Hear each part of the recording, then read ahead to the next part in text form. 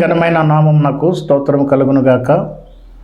ప్రభునందు ప్రియమైనటువంటి సహోదరులందరికీ ప్రభువును రక్షకుడైన యేసుక్రీస్తు వారి యొక్క పరిశుద్ధమైన నామములో ప్రేమవందనాలు తెలియజేస్తూ ఉన్నాను. ఆయన వాక్యమే సత్యము అనేటువంటి కార్యక్రమాన్ని బట్టి ప్రభువును స్తుతిస్తూ ఈ కార్యక్రమం ద్వారా దేవుని యొక్క వాక్యాన్ని మనము అందరము కూడా విని ధ్యానించి మేలు పొందడానికి దేవుడు చూపుచున్న కృపను బట్టి ప్రభువుకి ఎంతగానో నేను కృతజ్ఞతాస్తుతులు చెల్లిస్తూ ఈ వాక్యాన్ని విని మీరు కూడా ఆత్మీయమైన మేలు పొందాలని ఆశిస్తూ మీ కొరకు నిత్యము ప్రార్థిస్తూ ఉన్నాను. ప్రియమైనటువంటి వాళ్ళారా, ఈ సమయంలో దేవుని యొక్క వాక్యాన్ని మనము చదువుకుందాం. హెబ్రీ పత్రిక 11వ అధ్యాయము 11, 12 వచనాలు చదువుకుందాం. విశ్వాసమును బట్టి శారాయు వాగ్దానము చేసిన వాడు నమ్మదగిన వాడని ఎంచుకొనెను గనుక తాను వయస్సు గతించినదైనను గర్భము ధరించుటకు శక్తి పొందెను. అందుచేత మృతతుల్యుడైన ఆ ఒకని నుండి సంఖ్యకు ఆకాశ నక్షత్రముల వలెను సముద్ర తీరమందలి లెక్కింప శక్యము కాని ఇసుక వలెను సంతానము కలిగెను. ప్రార్థన చేద్దాం. మహాపరిశుద్ధుడా, మహాగణుడా, మహోన్నతుడా, నీకు స్తోత్రాలు చెల్లిస్తున్నాం. ఈ సమయంలో నీ గ్రంథంలో చదువుకున్నటువంటి నీ మాటలను మీరే మాకు తేటగా వివరించి బోధించండి. ఇందులో ఉన్నటువంటి సత్యాలను, భావాలను మీరే మాకు తేటగా బయలుపరచండి. వాటిని మేము జాగ్రత్తగా విని గ్రహించుకుని గైకొని వాటి ప్రకారంగా జీవించుచు మిమ్మల్ని మహిమపరుస్తూ మీరిచ్చేటువంటి ఆశీర్వాదాలు, వాగ్దానాలు పొందుకొని ధన్యులమయ్యే భాగ్యాన్ని మాకందరికీ కూడా దయచేయమని, వాక్యాన్ని వినుచున్న వారందరినీ మీరు ఆశీర్వదించి దీవించమని, మహిమ ఘనత ప్రభావాలు మీకే చెల్లించుకుంటూ యేసుక్రీస్తు వారి యొక్క శ్రేష్టమైన నామంలోనే ప్రార్థన చేయుచున్నాము తండ్రి, ఆమేన్. ప్రభునందు ప్రియమైనటువంటి సహోదరులారా, మనం చదువుకున్నటువంటి ఈ యొక్క వాక్య భాగములో శారా యొక్క విశ్వాసాన్ని గురించి వ్రాయబడింది. శారా అబ్రహాము గారి యొక్క భార్య అయి ఉన్నది. ఆమె తన భర్తను విశ్వాసముతో వెంబడించినటువంటి స్త్రీగా మనకి కనబడతా ఉంది. ప్రియులారా, ఆదికాండం 12వ అధ్యాయంలో దేవుడు అబ్రహామును పిలిచినప్పుడు అబ్రహాము ఆ పిలుపుకు లోబడి దేవుడు చూపించినటువంటి దేశానికి ఆయన ప్రయాణం అయి బయలుదేరి వెళుతూ ఉండగా అబ్రహాము భార్య కూడా ఆయనతో పాటు వెళ్ళినట్టుగా మనం ఇక్కడ చూస్తూ ఉన్నాం. చూడండి, ఆదికాండము 12వ అధ్యాయములో 5వ వచనములో అబ్రహాము తన భార్య అయిన శారయిని, తన సహోదరుని కుమారుడైన లోతును, హారానులో తానును వారును ఆర్జించిన యావదాస్తిని, వారు సంపాదించిన సమస్తమైన వారిని తీసుకొని కనాను దేశమునకు వెళ్ళుటకు బయలుదేరి కనాను దేశమునకు వచ్చిరి. ప్రియులరా, అబ్రహాము తన భార్య అయిన శారయిని తీసుకుని ఆయన దేవుడు చూపించినటువంటి దేశానికి బయలుదేరి ఆ దేశానికి వెళ్ళినట్లుగా మనం చూస్తూ ఉన్నాం. ఈ దినాలలో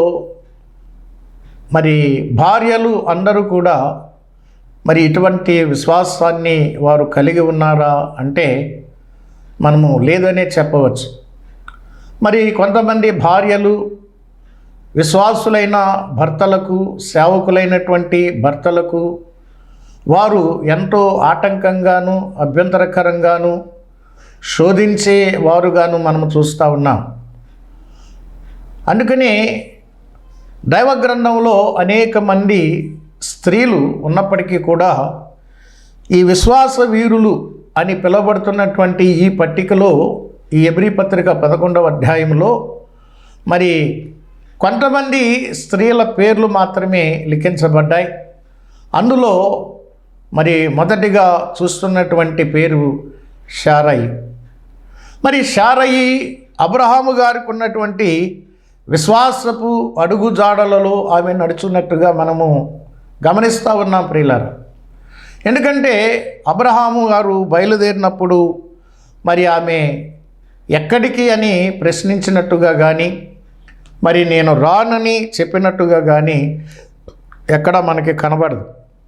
అందుకని శారయి గురించి ఒక చక్కటి మాట వ్రాయబడి ఉంది. పేతురు మొదటి పత్రికలో 3వ అధ్యాయములో మనము గమనిస్తే, ప్రియులరా గమనించండి, 6వ వచనంలో, ఆ ప్రకారము శారా అబ్రహామును యజమానుడని పిలుచుచు అతనికి లోబడి ఉండెను.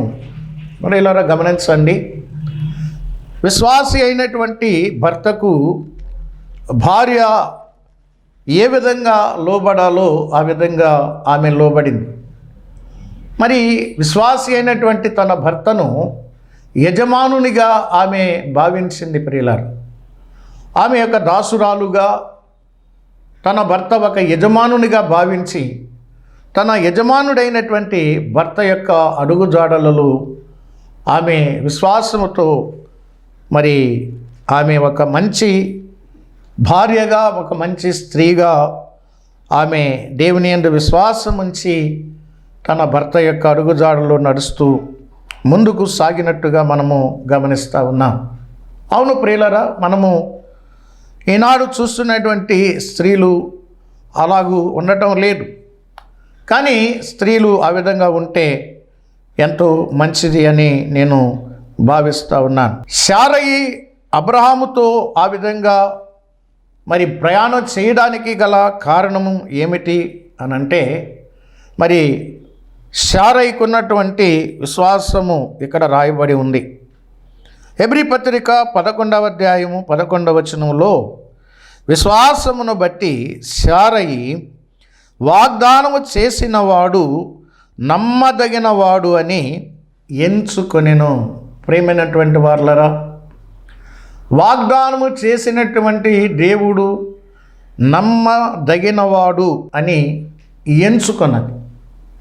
ఈనాడు చాలామంది దేవుని యొక్క మాటలు వింటారు, దేవుని యొక్క వాగ్దానాలు కూడా వింటారు. కానీ దేవునిని నమ్మే విషయంలో వారికి సరైనటువంటి విశ్వాసము వారు కలిగిన వారుగా ఉన్నారు. అందుకని ఇదే హెబ్రీ పత్రిక 10వ అధ్యాయములో చూడండి, 23వ వచనంలో, వాగ్దానము చేసిన వాడు నమ్మదగిన వాడు గనుక మన నిరీక్షణ విషయమై మనము ఒప్పుకొనినది నిశ్చలముగా పట్టుకొందము. ప్రియులరా, మరి వాగ్దానం చేసినటువంటి దేవుడు నమ్మదగినవాడు అని మనము ఎంచుకొని మనము నిరీక్షణ విషయమై మనము ఏదైతే ఒప్పుకుని గట్టిగా పట్టుకున్నామో దాన్ని విడిచిపెట్టకుండా గట్టిగా విశ్వాసముతో మనము ఆ దేవుణ్ణి పట్టుకొని మనం వెంబడించాలి అని దేవుని యొక్క వాక్యం సెలవిస్తూ ఉంది. మరి నీవు దేవుణ్ణి నమ్ముకున్నావు కదా, మరి దేవుని నీవు ఏ విధంగా ఎంచుచున్నావు? మరి దేవుని యందు విశ్వాసం ఉంచే విషయంలో ఆయన్ను ఏ విధంగా ఎంచుకుంటున్నాను? శారా అయితే వాగ్దానం చేసిన వాడు నమ్మదగినవాడు అని ఆమె ఎంచుకున్నది. ఎందుకంటే దేవుడు నమ్మదగినవాడు, ఆయన ఎంతైనా నమ్మదగినటువంటి వాడు. మాట ఇచ్చి తప్పడానికి ఆయన నరుడు కాడు అని బైబిల్ చెప్తా ఉంది. మానవులు ఎన్నో వాగ్దానాలు చేస్తారు, కానీ వారు వాటిని నెరవేర్చలేరు. వారు నెరవేర్చడానికి వారు సమర్థులు కారు అనేది మనం గమనిస్తూ ఉన్నాం. ఇదే సంగతిని మనము రోమాపత్రికలో 4వ అధ్యాయంలో మనం చూడగలం ప్రియులారా. 19వ వచనంలో, మరియు అతడు విశ్వాసమునందు బలహీనుడు కాక రమారమి 100 ఏండ్ల వయసు గలవాడై ఉండి అప్పటికి తన శరీరము మృతతుల్యమైనట్టును శారా గర్భమును మృతతుల్యమైనట్టును ఆలోచించెను. కానీ విశ్వాసము వలన దేవుని వాగ్దానమును గూర్చి సందేహించలేదు. దేవుని మహిమపరిచి ఆయన వాగ్దానమును చేసిన దానిని నెరవేర్చుటకు సమర్థుడని రూఢిగా విశ్వసించి విశ్వాసము వలన బలము పొందెను అనే మాట చూస్తూ ఉన్నాం. ప్రియమైనటువంటి వారలారా, శారా మృతతుల్యమైనప్పటికీ, అంటే ఆమె వృద్ధురాలైపోయింది, అప్పటికి దాదాపు 90 సంవత్సరాలు వయసు ఆమెకు వచ్చేసింది. ఆమె గర్భము మృతతుల్యమైనదిగా ఉన్నది. ఆమె పిల్లలు కనేటువంటి శక్తి లేనిదిగా, బలహీనురాలుగా ఉన్నది. కానీ మరి ఆ సమయంలో కూడా శారయి దేవుడు వాగ్దానం చేసిన వాడు, నమ్మదగిన వాడు, ఎందుకంటే ఆయన వాగ్దానాన్ని చేసి నెరవేర్చడానికి సమర్థుడు అని ఆమె ఎంచుకున్నది. అవును, దేవుడు సమర్థుడు. దేవుడు సమస్తమును చేయగలిగినటువంటి వాడు. దేవునికి అసాధ్యమైనది ఏదీ లేదు ప్రియులారా. దేవునికి సమస్తము సాధ్యమే, మనకైతే ఏదీ సాధ్యం కాదు. దేవుడు సమస్తాన్ని చేయగలిగినటువంటి సమర్థుడు, ఎందుకంటే ఆయన దేవుడు కనుక ఆయన ఏదైనా చేయగలడు. వృద్ధురాలికి బిడ్డలనివ్వగలడు, మోడువారినటువంటి జీవితాలను చిగురింప చేయగలడు. ఆయన ఎడారిలో గొప్ప పొలాలను సృష్టించి ఫలభరితంగా చేయగలడు. చీకటిని వెలుగుగా ఆయన మార్చగలడు. పాపులను నీతిమంతులుగా ఆయన తీర్చగలడు. దుర్మార్గులను సన్మార్గులుగా ఆయన చేయగలడు. ఆయనకు అసాధ్యమైనది అది లేదు ప్రియులారా. గొడ్రాలను అనేక మంది పిల్లలు గలదానిగా ఆయన ఆశీర్వదించి అభివృద్ధి చేయగలడు. ఇది శారయికున్నటువంటి విశ్వాసం. ఆయన యొక్క విషయంలో ఆమె యొక్క ఎంపిక శారా జీవితంలో ఇలాగుండింది ప్రియులారా. మాత్రమే కాదు, 11వ వచనంలో విశ్వాసమును బట్టి శారయి వాగ్దానం చేసిన వాడు నమ్మదగిన వాడని ఎంచుకొనెను. తర్వాత తాను వయసు గతించినదైనను గర్భము ధరించుటకు శక్తి పొందెను. ప్రియులారా, గమనించారా? విశ్వాసము అనేది దేవుడు నమ్మదగిన వాడు అని ఎంచుకుంటుంది. దేవుని పట్ల నీకు విశ్వాసం అనేది ఉన్నట్లయితే మొట్టమొదటిగా నీవు ఎంచుకోవాల్సినటువంటి విషయం ఏమిటంటే దేవుడు నమ్మదగిన వాడు. అంటే దేవుడు వాగ్దానం చేసి నెరవేర్చడానికి ఆయన సమర్థుడు అనేటువంటి ఆలోచన మనము కలిగి ఉండటమే సరైనటువంటి విశ్వాసం ప్రియులారా. ఎందుకంటే దైవ గ్రంథములో మనము అనేక దృష్టాంతాలను మనం చూడవచ్చు. 66 గ్రంథాలు కలిగినటువంటి ఈ బైబిల్ గ్రంథములో అనేక మంది జీవితాలలో దేవుడు వాగ్దానం చేసి ఆ వాగ్దానాలను నెరవేర్చినటువంటి సందర్భాలు కోకొల్లలుగా మనము దైవ గ్రంథంలో మనం చూడగలం ప్రియులారా. అవే మనకు నిరీక్షణ కలిగిస్తూ ఉన్నాయి. అవే మనకు మన విశ్వాసాన్ని బలపరుస్తూ ఉన్నాయి, స్థిరపరుస్తూ ఉన్నాయి. అవును ప్రియులారా, కొన్నిసార్లు మనము నిరాశపడినప్పుడు, నిస్పృహ చెందినప్పుడు, మనము అయోమయ స్థితిలో ఉన్నప్పుడు మనం నమ్ముకున్నటువంటి దేవుణ్ణి ఈ విధంగా మనం ఎంచుకున్నట్లయితే మనం శక్తిని పొందుతాం ప్రియులారా. విశ్వాసము అనేది అనగా దేవుని పట్ల మనము ఉంచినటువంటి అచంచలమైనటువంటి విశ్వాసం మనకేమిస్తుంది అంటే మరి శక్తినిస్తుంది. మనకి శక్తి లేకపోవచ్చు, మనకి బలము లేకపోవచ్చు, మనకంటే శక్తిమంతుడు, మనకంటే బలవంతుడు, శత్రువు బలవంతుడి మీద కూడా మనకు అధికారం ఇచ్చినటువంటి దేవుడు మనకుండగా ఆ దేవుని పట్ల మనము పరిపూర్ణమైనటువంటి విశ్వాసం కలిగి మనం ఎప్పుడైతే దేవుని మీద ఆధారపడతామో అప్పుడు మనకు దేవుడు అన్ని రకాలుగా శక్తిని ఇస్తాడు ప్రియులారా.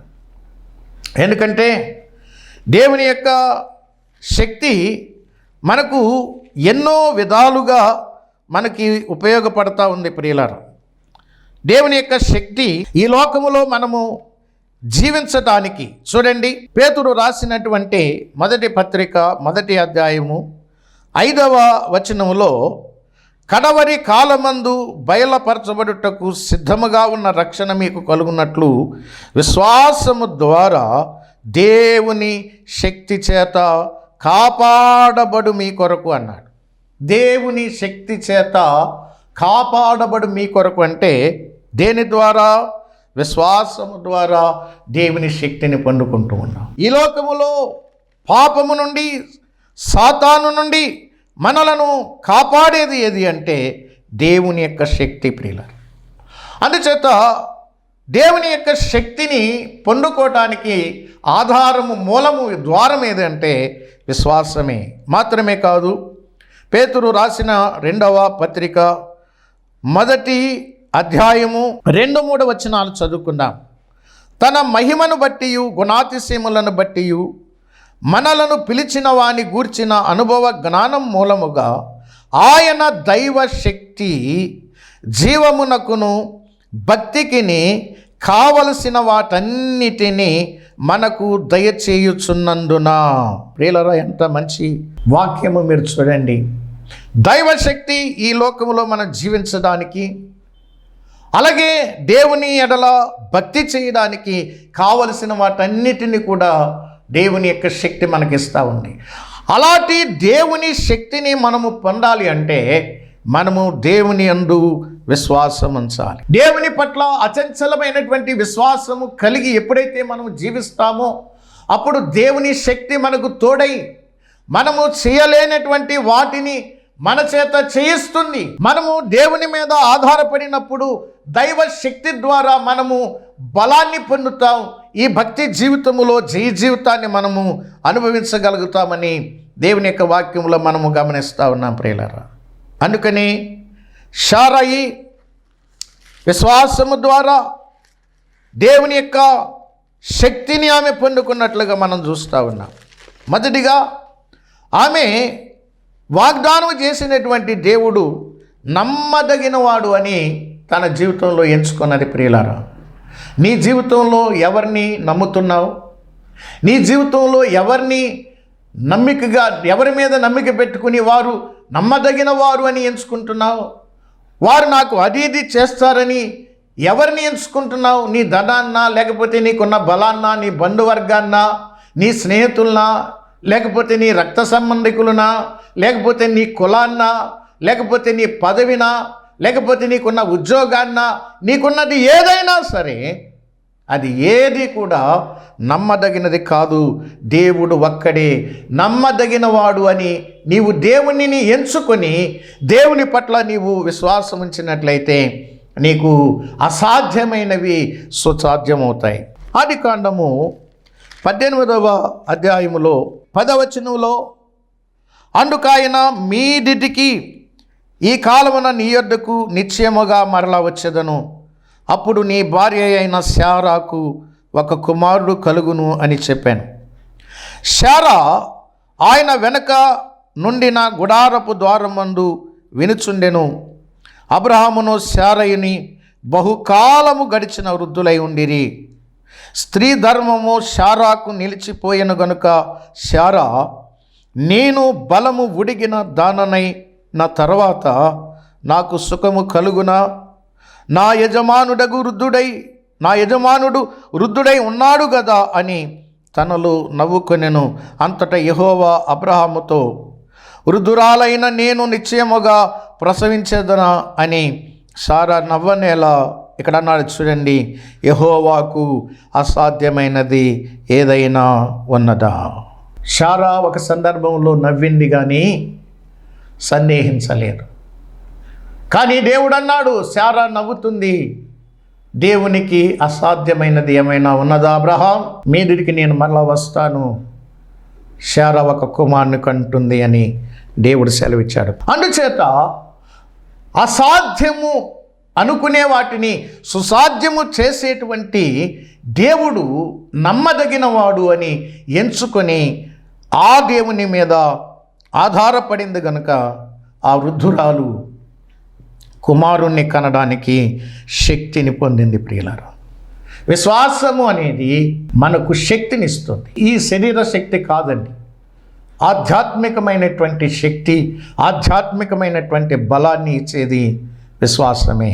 మూడవదిగా మనం చూసినట్లయితే 12వ వచనంలో, అందుచేత మృతతుల్యుడైన ఆ ఒకని నుండి సంఖ్యకు ఆకాశ నక్షత్రముల వలెను సముద్ర తీరమందలి లెక్కింప శక్యము కాని ఇసుక వలెను సంతానము కలిగెను.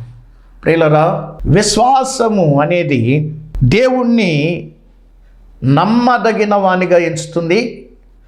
దేవుణ్ణే నమ్మదగిన వానిగా ఎంచుతుంది.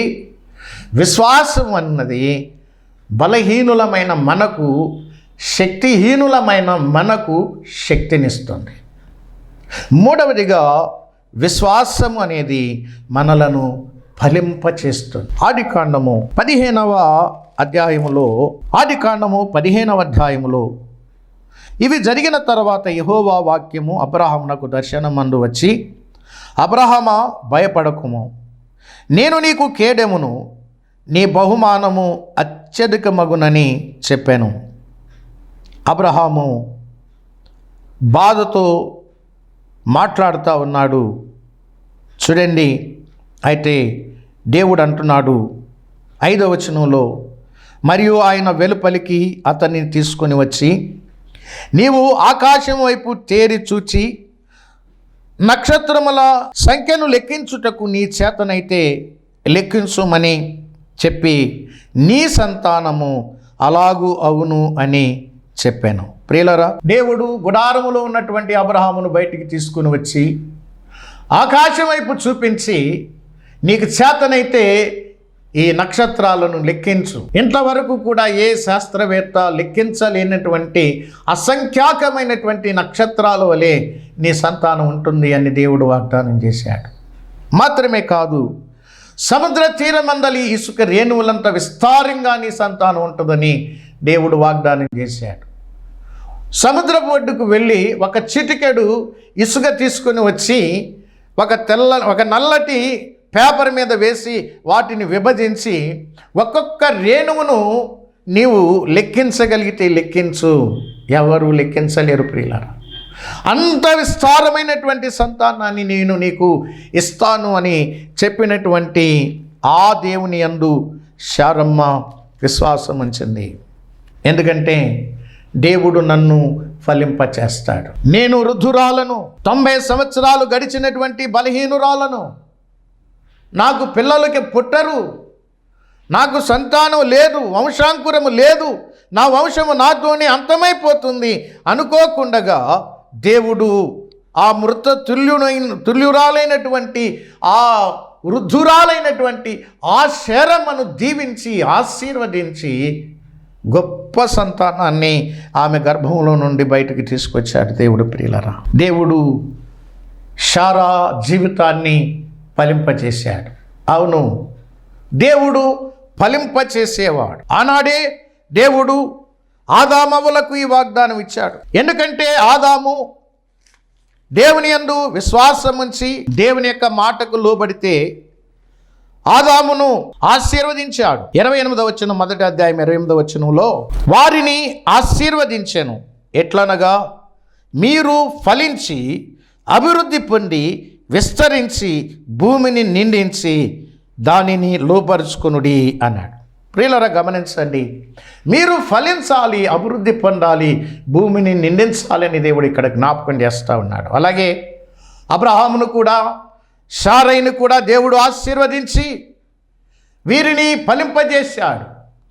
దేవుడు వాగ్దానం చేసిన ప్రకారంగా మరుసటి సంవత్సరానికి దేవుడు అబ్రహాము శారాలకు ఇస్సాకు అనేటువంటి కుమారుణ్ణి దేవుడు అనుగ్రహించాడు.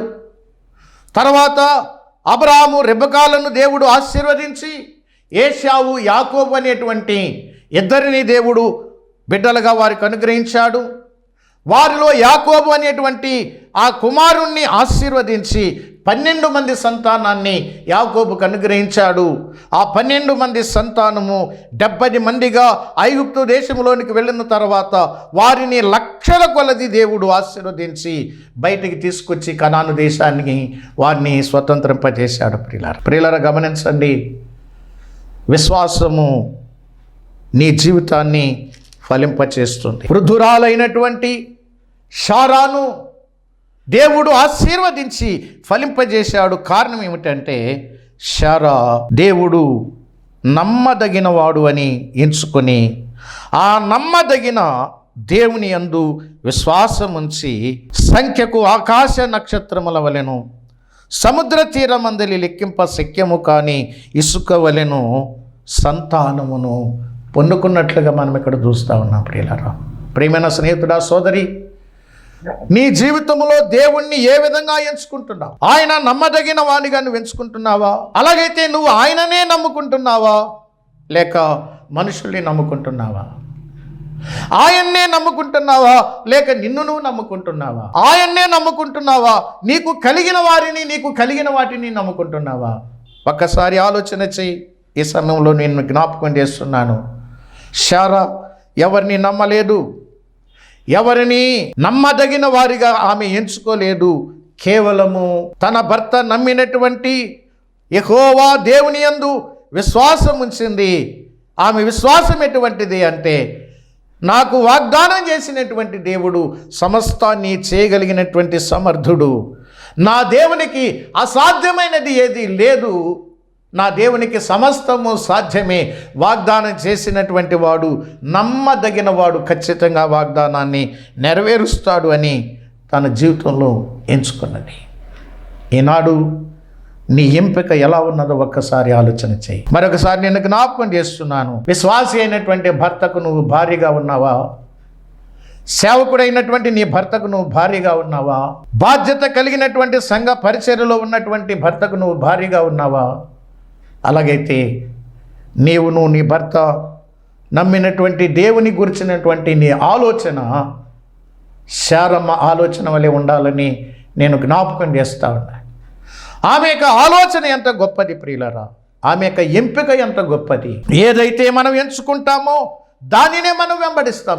దేనినైతే మనం నమ్ముతామో దానినే మనం వెంబడిస్తాం. శారయి దేవుని యందు విశ్వాసం ఉంచింది, దేవుణ్ణి నమ్మదగిన వానిగా ఎంచుకున్నది, అందుకని ఆయనను వెంబడించింది. వృద్ధుడైనటువంటి అబ్రహాముతో ఆమె కలిసి దేవుని మార్గములో నడిచి తన యొక్క గర్భాన్ని ధన్యం చేసుకున్నది. ప్రియుల, ఆదికాండం 12వ అధ్యాయములో దేవుడు వాగ్దానం చేసినటువంటి 7వ వాగ్దానములో నీ సంతానము మూలముగా ఈ భూలోకములో ఉన్నటువంటి వంశములన్నీ కూడా ఆశీర్వదించబడతాయి అని దేవుడు ఆనాడు చేసినటువంటి ఆ వాగ్దాన పుత్రుడే మన ప్రభు అయినటువంటి యేసుక్రీస్తు వారు. యేసుక్రీస్తులో ఈ భూలోకములో ఉన్నటువంటి సమస్త వంశములు, సమస్త జాతులు, సమస్త జనాంగాలు, సమస్త దేశాల వారు, సమస్తమైనటువంటి వారు విశ్వాసం ఉంచి ఆశీర్వదించబడుతున్నారు.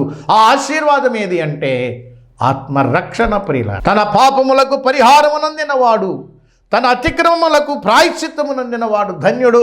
ఎలా కలుగుతుంది నీ పాపానికి పరిహారం? ఎలా కలుగుతుంది నీ పాపానికి ప్రాయశ్చిత్తం అంటే, అదుగో యేసుక్రీస్తు ప్రభువారు కలవరిలో చిందించినటువంటి అమూల్యమైనటువంటి రక్తము ద్వారా నీ పాపాలకు పరిహారం, మీ దోషాలకు ప్రాయశ్చిత్తం కలుగుతుంది. అదే ఆత్మరక్షణ.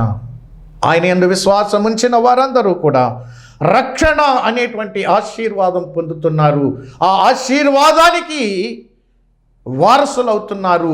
ఆ ఆశీర్వదించేటువంటి ఆ గొప్ప ప్రభువు అబ్రాహాము సంతానములో నుండే వచ్చాడు. ప్రియులరా, ఆనాడు అబ్రాహాముకు చేసినటువంటి వాగ్దానము ఈనాడు ఈ విధంగా నెరవేరుతూ ఉండగా, శారావళి నీవు కూడా ఆ ప్రభువైన యేసుక్రీస్తు నందు విశ్వాసం ఉంచి ఆయన యొక్క మాటను నమ్ముకొని ఆయన యొక్క అడుగుజాడల్లో నడుస్తూ ఆయన ఇచ్చేటువంటి ఆశీర్వాదాలు పొందాలని ప్రభు పేట మనవి చేస్తూ ఈ మాటలు ముగిస్తూ ఉన్నాను.